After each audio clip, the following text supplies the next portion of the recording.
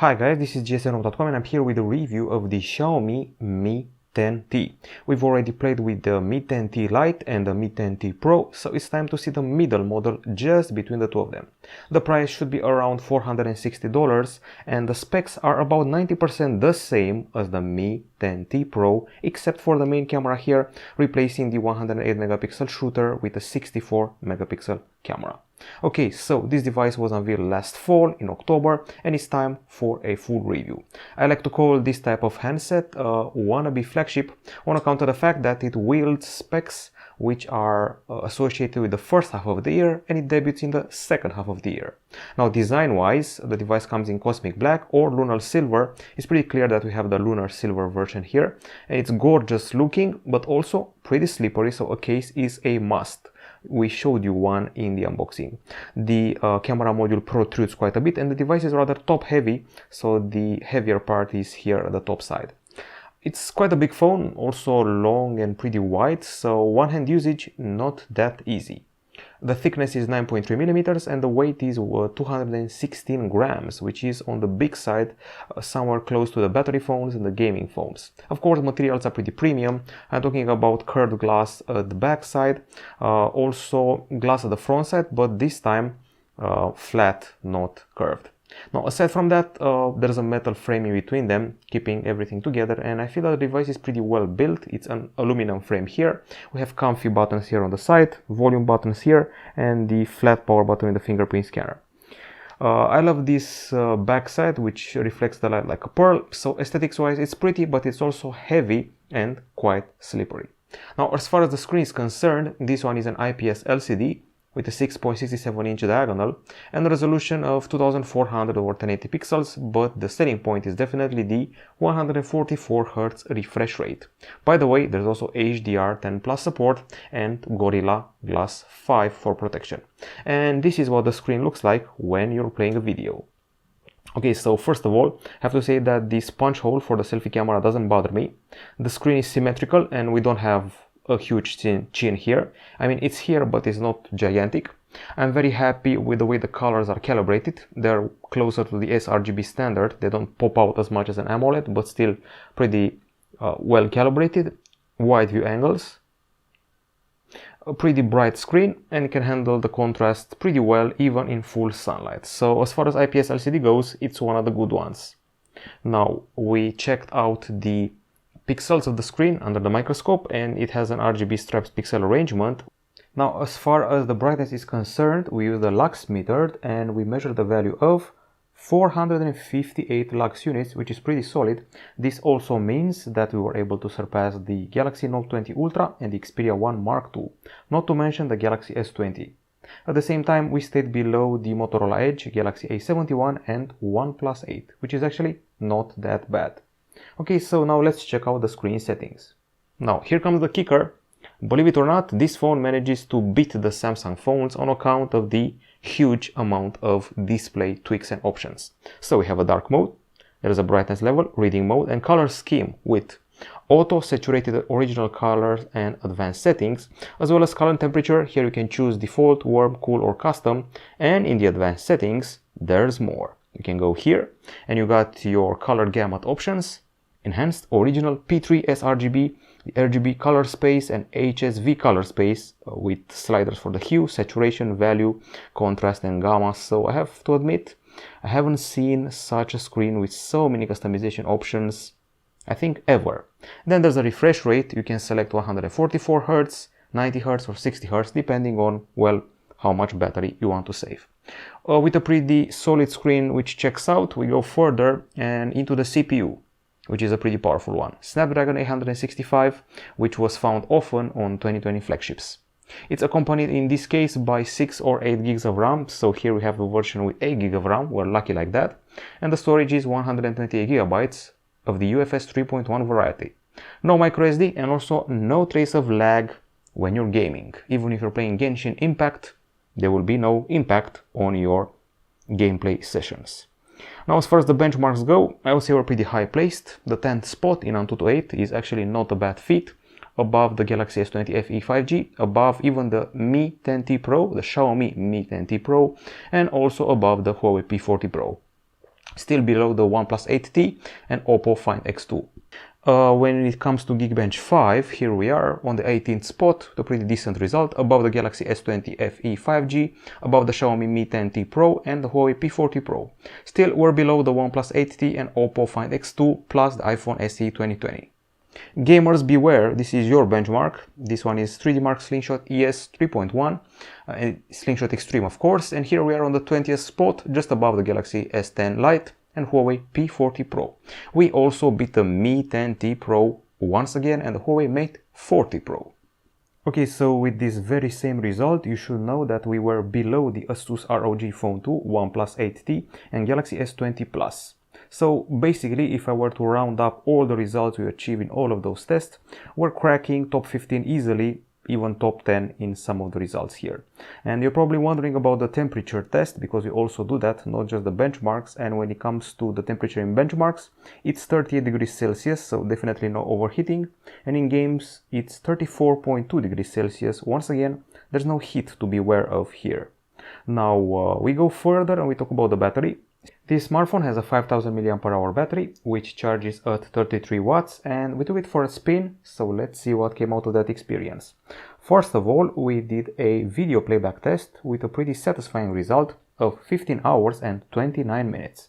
This means we even surpassed the Pro version of this phone, as well as the Asus Zenfone 7 Pro, iPhone 11 and Galaxy S20 Ultra. At the same time, we managed to stay below the Huawei P40 Pro Plus and Galaxy S20 Fan Edition 5G. Now let's talk about continuous usage, with 14 hours and 9 minutes achieved. And we surpassed OnePlus 8T by 1 minute, the Huawei P40 Pro, and also the Xperia 5 Mark II. We are still below the Pro model, the Mi 10T Pro and the OnePlus 8. Charging is not as fast as expected. I mean, it's okay and all here at 54 minutes, which is actually not that bad. And after 15 minutes, you're at 39%, and after 30 minutes, you're at 67%, so actually not that bad. Okay, so with that out of the way, with the fast charge out of the way, I think I should also mention that we have battery saver features here, including a regular battery saver and a special ultra battery saver. Now, I think it's time to discuss the acoustics. We have stereo speakers on board, so at the bottom there's one speaker and at the top there's the other one. My guess is that it's either the earpiece or maybe this little fellow up here, because Xiaomi has been using unusual methods of integrating speakers. We've seen the Xiaomi Mi 10 Pro featuring separate speakers from the earpiece, so there's that. Okay, they're definitely stereo and we definitely do not get an audio jack, that's for sure. What we do get are dual super linear speakers, but enough with the talking, let's get to the music.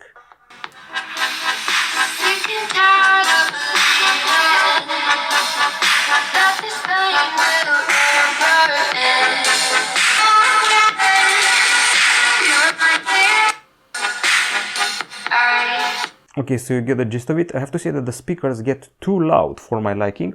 The sound gets a bit annoying at top volume, and if you're listening to songs with a lot of high notes, you may find them overbearing and exaggerated when the volume is at 100%, so you best keep it at 70 or 80% and you'll be fine.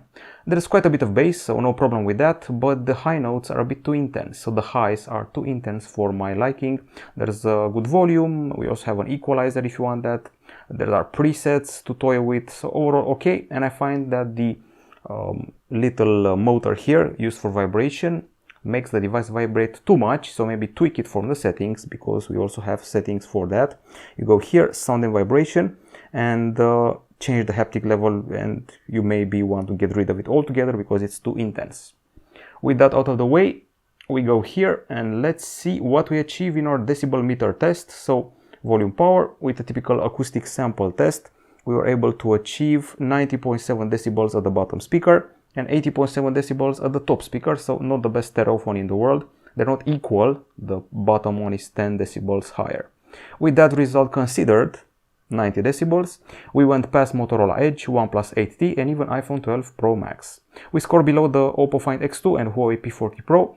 When it comes to gaming, we achieve an impressive result of 102.8 decibels, which is superior to the Galaxy S21, OnePlus 8T and Galaxy S20 Fan Edition 5G. It's still below the Galaxy A51 and Nokia 8.3 5G.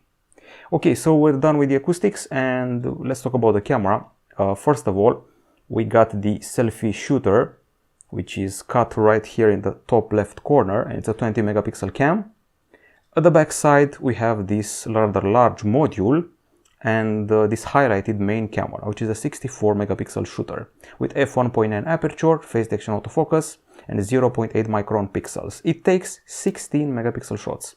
There are also two other cameras here, so we have a 13 megapixel ultra wide camera and a 5 megapixel macro camera, plus the LED flash here. Now, this device can take 8K video, apparently. So 8K is actually 6K upscaled, and it shoots 4K video at 60 frames per second plus 960 frames per second slow motion clips.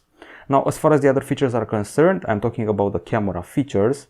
You're going to benefit from stuff like AI, macro, steady video, portrait, vlog, full 64 megapixel shots, dual video, and so much more. We took the pictures on a pretty cloudy day, but we also have some pastrami to show you towards the end of the gallery here, a pretty juicy one. So let's get straight to it. Okay, so let's talk about the pictures taken during the day. I'm going to start with these ones. First of all, it was a pretty dark and cloudy day, and in spite of that, I'm pretty happy with the color calibration we achieved here. One thing I must mention is that the ultra-wide pictures are a bit darker and softer on the edges compared to the regular ones. I'm also actually pretty shocked by the results achieved with zoom. We don't have a telephoto camera. We're zooming with the aid of the main camera, which is doing some cropping, and the results are actually not that bad. It's potentially one of the best digital zooms on a phone lacking a telephoto camera I've seen in recent years. Let's skip ahead a few frames and see maybe more colorful stuff. Now, once again, the zoom in action here, delivering pretty solid results, even without a telephoto camera. And here we have a bunch of statues and monuments, regular shot, and ultra wide shot, which is a bit darker and a bit softer around the edges. Okay, let's see what else. A bunch of selfies are also here, and I'm pretty satisfied with the focus, the texture of the hair, of the face. We have enough details to see the pores.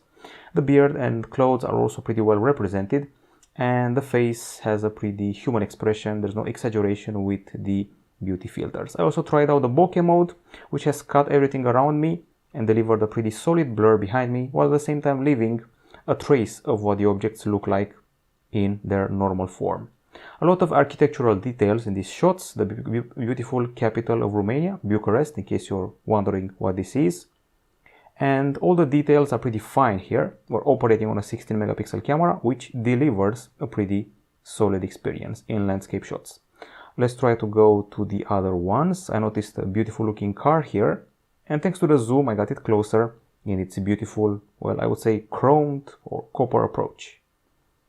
Okay, and then we finally got to colors. We got some vegetation here, and in spite of being a cloudy day, we used the HDR to pull everything back into the light, and I was pretty satisfied with the results.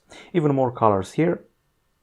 Speaking of colors, they're a bit colder than usual, but pretty well calibrated. There's no deformation of the colors or change, trying to make them look more vivid or amplified in any way. So the camera is pragmatic. It keeps the colors as they are and as you perceive them. Okay, and toys here, which would be cute if they weren't creepy in a Silent Hill, if you know the game, way. Some close-up shots here. And several more here with these toys. We also played with a bunch of effects, which are actually pretty childish, not a huge fan of them. But anyway, here they are. We also tried using portrait on objects, and it worked just fine, this time with the back camera. And as far as the macro is concerned, I like this little cow or whatever it is, and I got really up close to its nose, and well, if you're really close you may get a bit of annoying focus, but overall I find the macro camera to be reasonable in its behavior. And more attempts at macros with this faucet here in the park, which I would say are pretty well done. I promised you some pastrami sandwiches, we also have that here. If you really go up close, something like 1 or 2 centimeters, you'll maybe have problems with the blur. But other than that, if you're 5 centimeters away, the texture is pretty appealing, the colors are on point, brightness, anything you want is here for this Reuben New York pastrami sandwich. Now, overall, as a conclusion for the behavior of the camera, it's definitely a match even for the Pro version, and you can easily fight even a Galaxy S20 Fan Edition without the zoom. And let's go to the low light shots, because we also have those. Quite a few pictures here. These are actually indoor shots which seem to focus properly even at a closer distance and deliver proper colors for your wannabe chefs. And these are the nighttime pictures. From what I can see, it was a pretty foggy weather, and you will have some solid main camera shots. But the ultra-wide camera, not that impressive. It overblows the lights and it makes things softer and more noisy. One more shot here, and if you're using the night mode, you definitely light up some areas of the image and also highlight some of the details. That's what the night mode delivers. Okay, several more images here. Definitely good enough for a short touristic vacation, for pictures to post on Instagram, so it passes that test, and the night mode is used wisely. Just avoid the ultra wide shots and you'll definitely be happy and impressed with the result. For a sub $500 phone, I would say it's doing its job quite fine overall.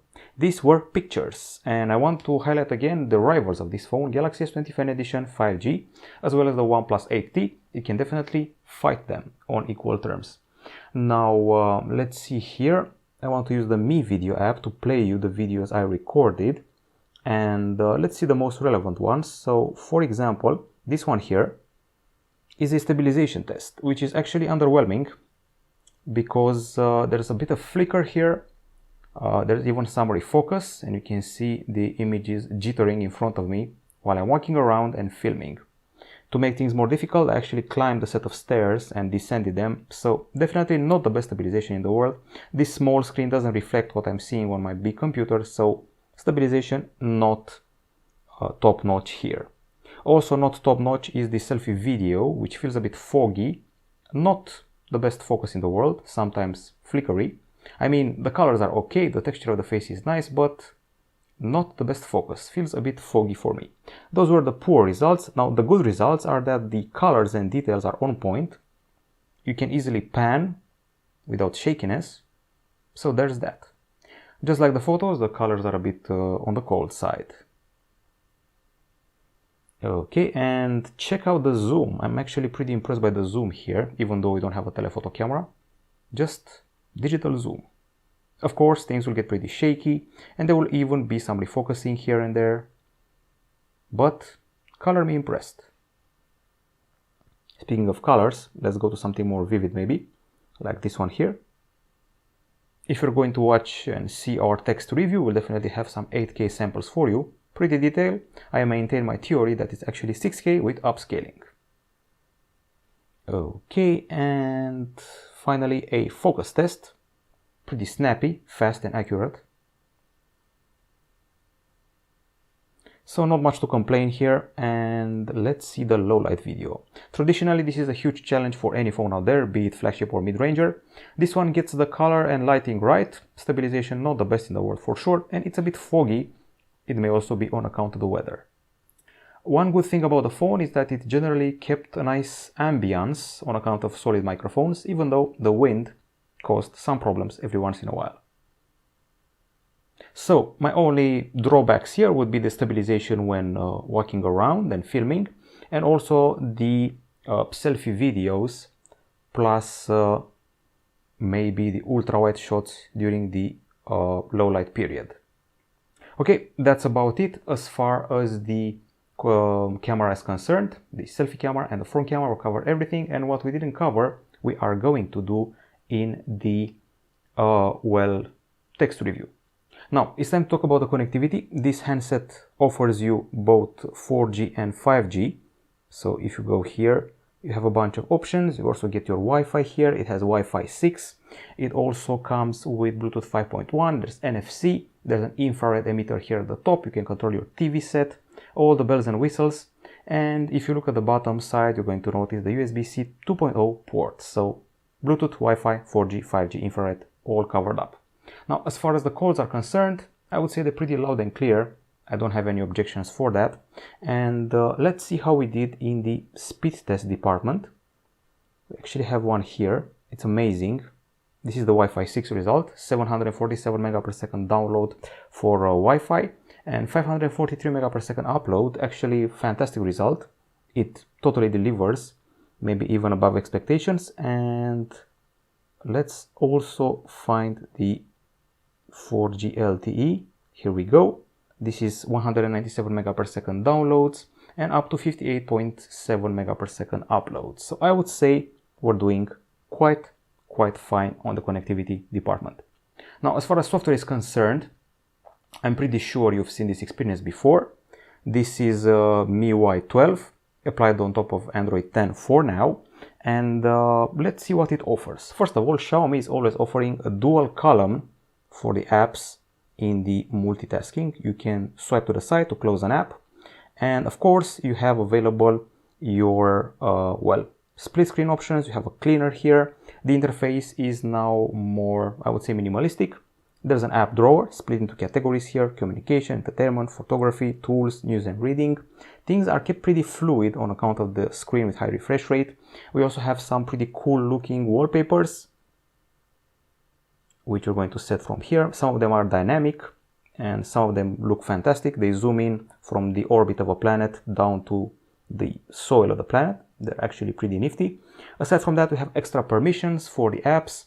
And this split, there's a split now. We have the control center separated from the notifications. They're no longer unified, so there's that. Usually you just swipe to the bottom and you saw the notifications and then the quick settings. This is an option, by the way. You can deactivate it and revert to the regular one. Control center is obviously borrowed or copied from iOS. Not sure if it's your cup of tea, if you're really into Android, but there's that.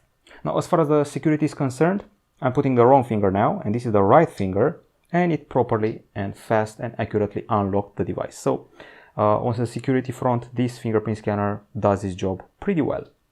Now, let's see what else we have here. So in the settings area, there's connectivity, there's lock screen, there's display, sound and vibration, notifications, privacy protection. You can set permissions from here and special permissions. MIUI 12 really focused on that.